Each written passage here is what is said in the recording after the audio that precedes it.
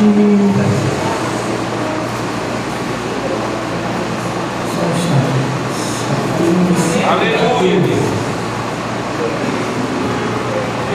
falar um pouco de tudo que Jesus fez na cruz por nós.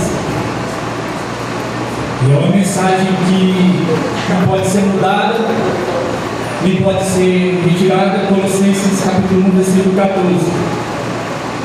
Eu vou ler do 15: qual é a imagem do Deus invisível, o primogênito de toda a criação? Porque dele foram criadas todas as coisas que há nos céus e na terra, visíveis e invisíveis, sejam tronos, sejam dominações, sejam principados, sejam potestades. Tudo foi feito, criado por Ele e para Ele. E Ele é antes de todas as coisas, e todas as coisas subsistem por Ele. E Ele é o cabeça do corpo da igreja, é o primogênito dentre os mortos, para que em tudo tenha a preeminência. Porque foi do agrado do Pai que toda a plenitude nele habitasse. E que, havendo por Ele feito a paz, pelo sangue da cruz, da sua cruz, por meio dele reconciliar-se consigo mesmo todas as coisas, tanto as que estão na terra como as que estão no céu. A vós também, que no outro tempo eram reis estranhos e inimigos do entendimento pela vossa obras má. Agora, contudo, vos reconciliou no corpo da sua carne, pela morte, para perante Ele vos apresentar santos, irrepreensíveis e inculpados. Aleluia.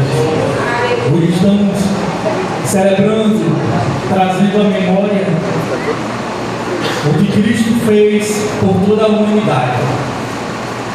E Paulo, ele, escrevendo no Colossenses, ele vai falar, talvez no episódio mais triste que aconteceu ali no ministério de Jesus, e que é bem verdade, irmão, que a cruz ela está sempre centrada no Evangelho.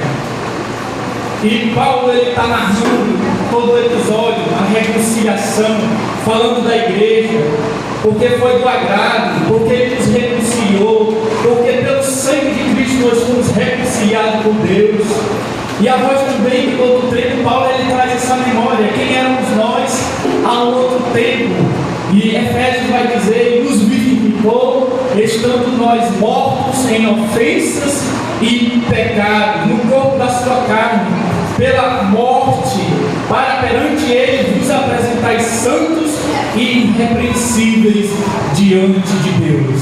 É uma mensagem, irmão, que muitas vezes ela é esquecida, porque a mensagem da cruz, irmão, até mesmo os judeus disseram, não, tira essa mensagem que está gravada nesse madeiro que dizia, Jesus, o Rei dos judeus.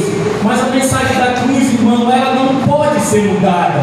Mas a cruz, irmão, ela não é nada se ao terceiro dia Jesus não houvesse ressuscitado.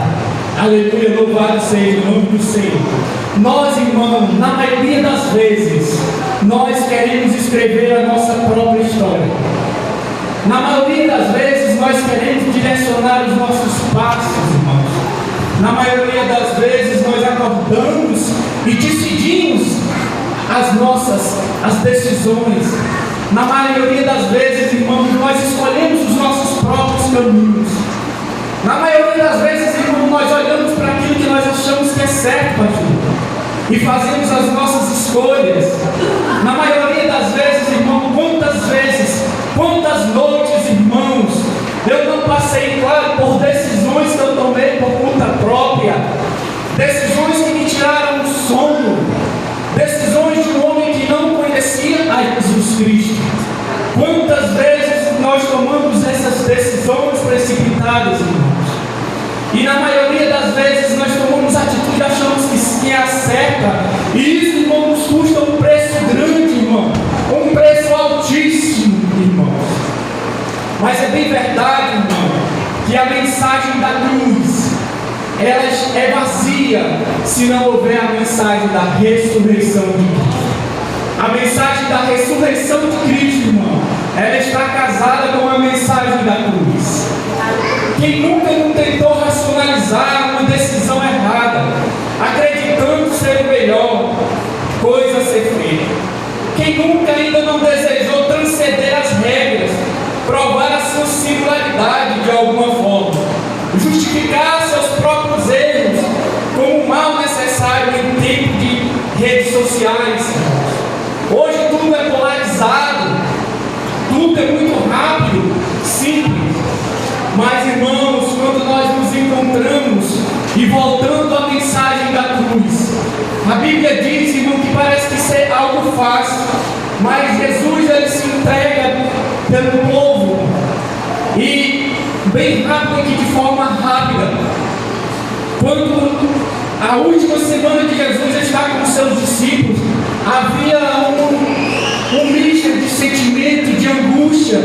Jesus aparentava estar angustiado, com certeza, porque nós nunca vamos compreender com profundidade, irmão, a mensagem da cruz. Nós nunca vamos entender com profundidade, irmão, a angústia que Jesus passou na cruz. Nós nunca iremos entender a profundidade do que Jesus sentiu ali no Getsemane. A Bíblia narra, irmão, que ele ora aos seus discípulos, aqueles que poderiam estar mais próximos, nesse momento não estavam preparados. E a Bíblia diz que a sua oração foi algo tão tremendo que o seu suor se torna sangue.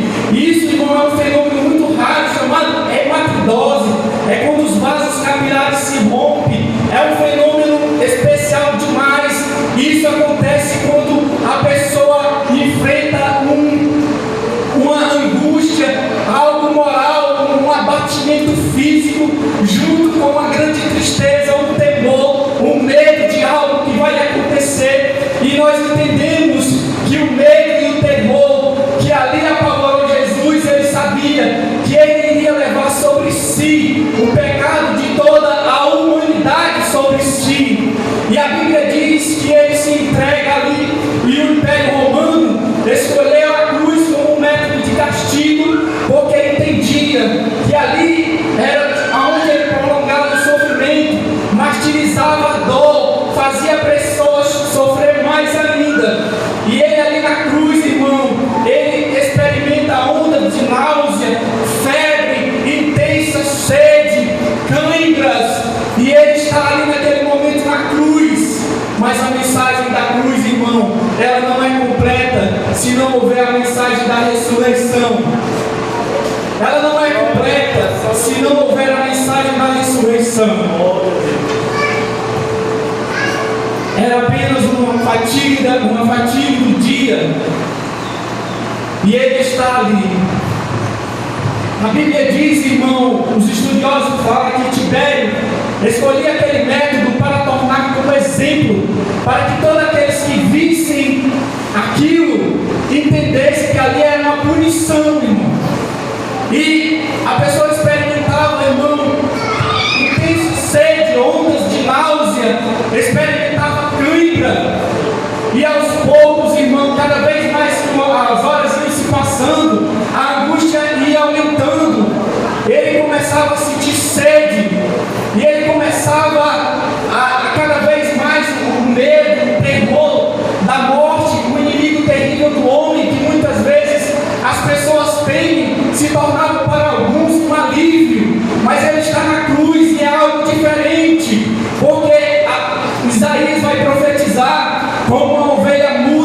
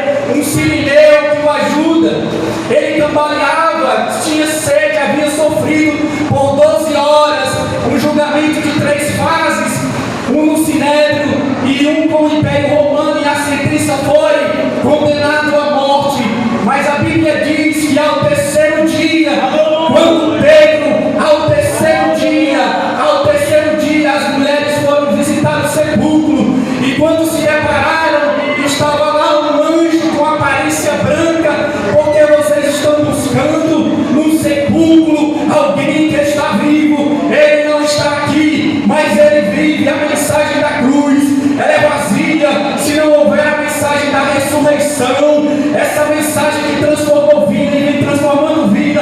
E o poder que ressuscitou Jesus na cruz é o mesmo poder que nós podemos experimentar agora, porque Ele nos deu uma nova chance, uma nova vida. Quando Ele estava lá na cruz, parecia que tudo estava contra Ele, parecia que estava perdido, e Ele vai dizer: Eloi, Eloi, lama sabachthani, Deus meu, por que me desamparastes? Mas Deus, em sua soberania, olhou para o seu filho e teve que virar as costas para ele, porque nesse momento ele representava a minha culpa, ele representava o meu pecado, ele representava a natureza caída do ser humano. E ele diz: Pai, está consumado, em tuas mãos eu entrego meu espírito. A mensagem da cruz, ela não pode ser silenciada, porque ao terceiro dia, quando a notícia corre em Jerusalém, ressuscitou, as mulheres vão trazer a notícia. Um jovem chamado João sai correndo porque era novo, Pedro sai atrás, e o texto no original parece que eles chegaram junto, pastor, mas no original primeiro chega João porque era mais novo, olha para o sepulcro e João analisa. João só olha, mas Pedro, ele olha e vai saber o que tinha acontecido. Ele vai racionalizar, e ele entra no sepulcro, irmãos. Está lá alguns panos roubados, e ele fica pensando: como pode, irmãos? O que aconteceu? Será que foi um ladrão? Porque se fosse um ladrão, irmão, como é que ele ia deixar aqueles panos finos, as especiarias que tinham valor? Ele começou a racionalizar, ele começou a pensar. João só vê, e Pedro está racionalizando o que foi que houve, o que aconteceu. Será que tiraram as vestes do mestre? E ele vai entender a promessa da ressurreição. O mesmo poder que ressuscitou Jesus dos mortos é o mesmo poder que tem a capacidade de nos dar uma nova vida. Está escrito em Romanos 6: de sorte que se fomos sepultados com Jesus no batismo da morte, o seremos na sua ressurreição, porque se fomos plantados juntamente com Ele na morte, seremos na ressurreição, irmãos. Há um poder que ressuscitou Jesus do túmulo, é o mesmo poder que ele diz: lembre sempre do que eu fiz com vocês na cruz do Calvário, que jamais essa mensagem seja apagada. Por isso, nós que estamos aqui, estamos sempre entregues à morte todos os dias, por aquele que morreu por nós.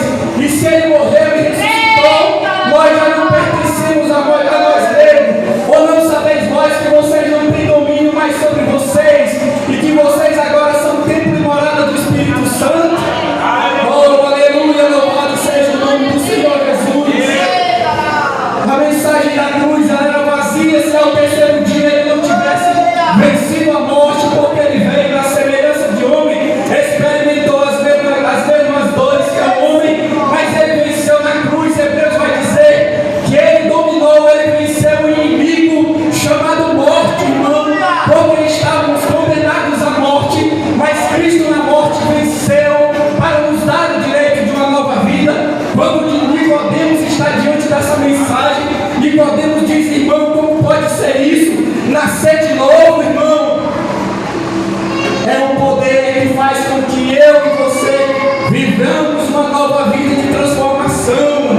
É o mesmo poder que ressuscitou Jesus da morte. Mas, irmãos, eu não posso deixar essa mensagem só aqui, porque ela tem um segmento, irmãos. A minha nova vida, ela só é possível, a tua nova vida só é possível porque Ele ressuscitou da cruz. Mas você, irmão, nunca poderá provar a ressurreição, o poder da ressurreição, se você não provar o poder, não se submeter ao poder da cruz do Calvário. Se você não morrer para si mesmo, irmão, será em vão. Se você não morrer para o seu eu, será em vão. Se você não morrer para aquilo que você fazia antes,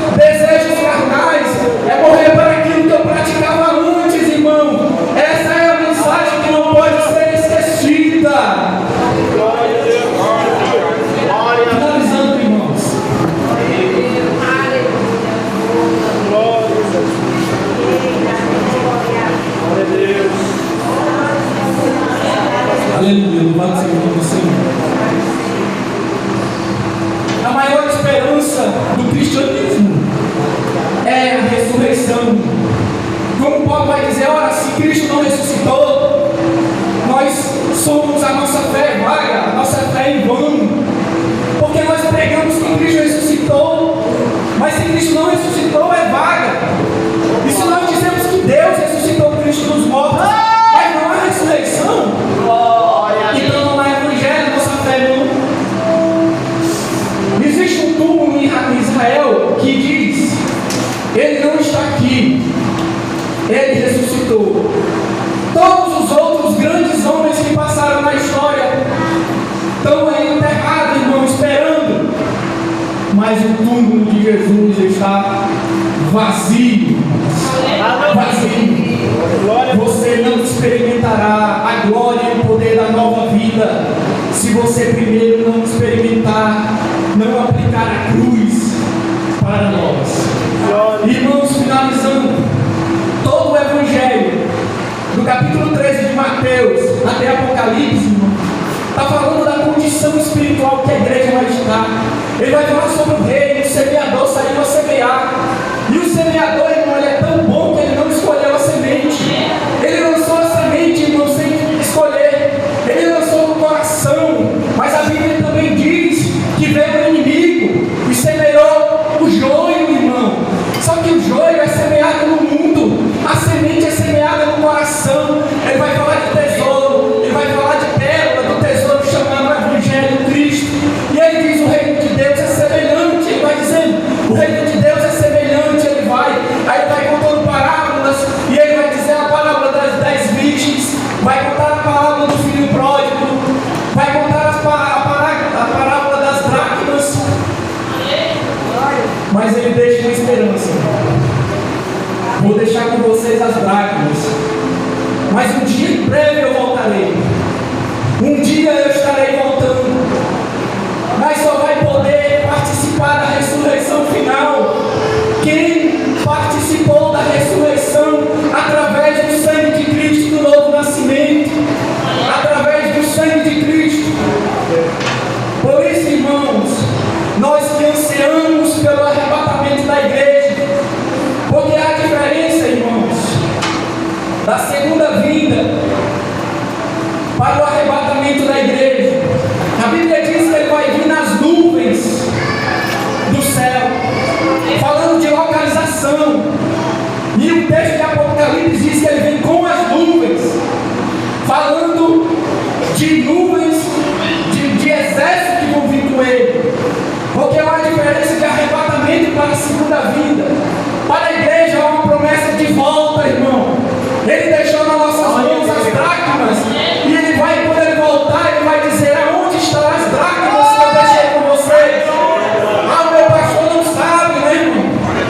Perdi uma dracma, meu pastor não está vendo a minha direção, meu líder não está vendo, meu líder de mocidade não conhece.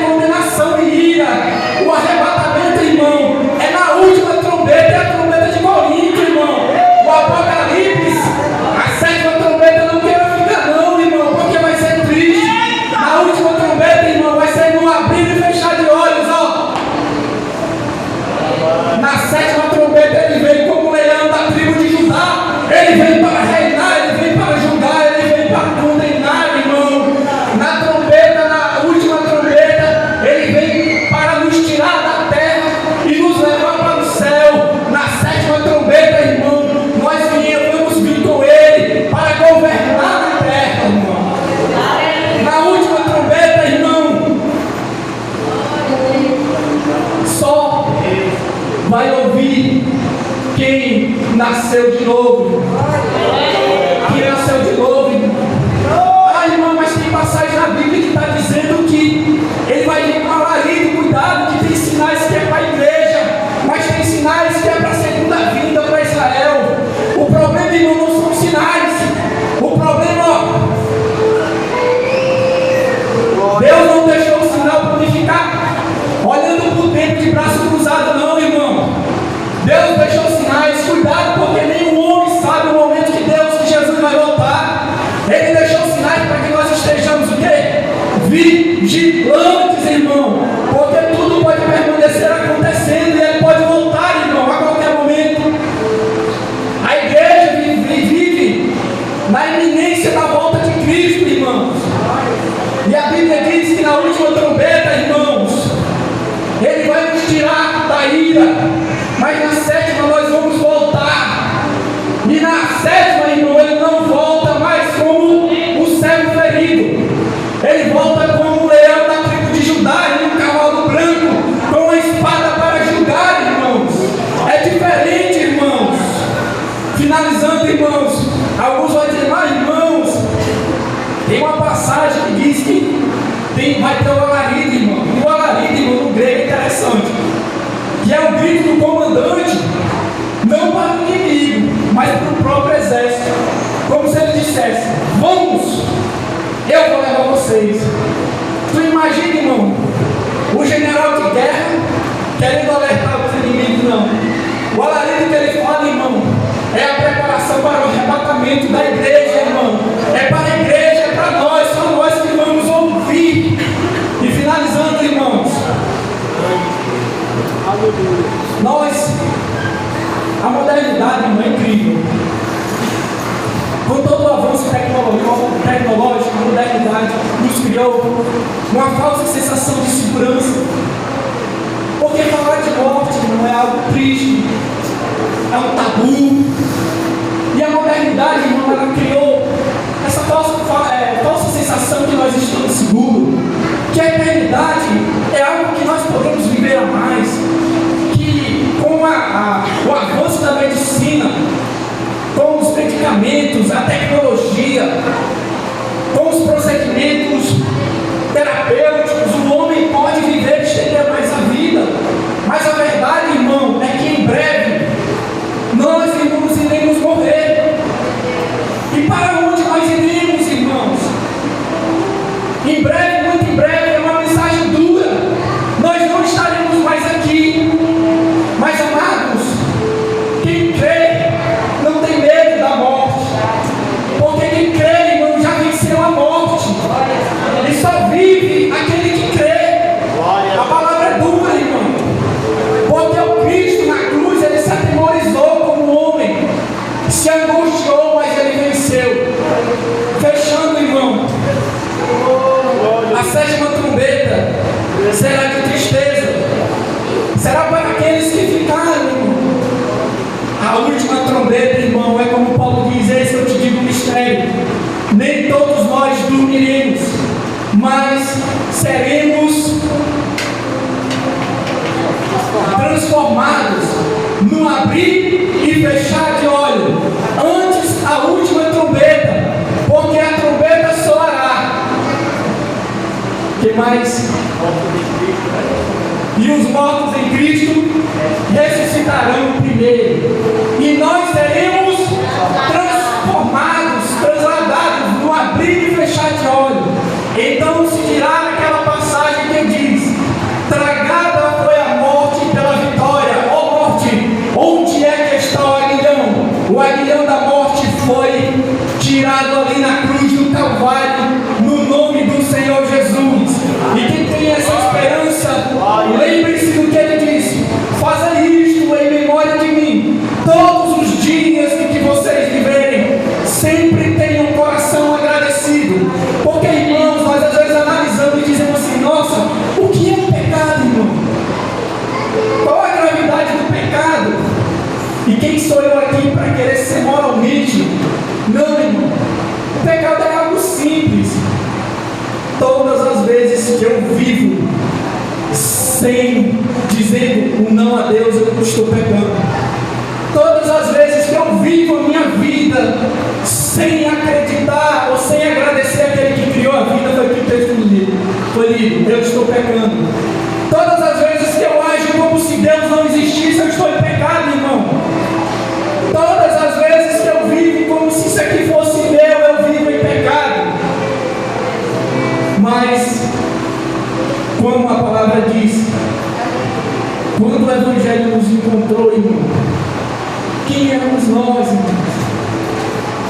Quando o Evangelho nos encontrou, quem éramos nós, irmãos? O mesmo poder que ressuscitou dos mortos, Jesus, é o mesmo poder que nos deu uma nova vida. Eu agradeço pela oportunidade, não sei,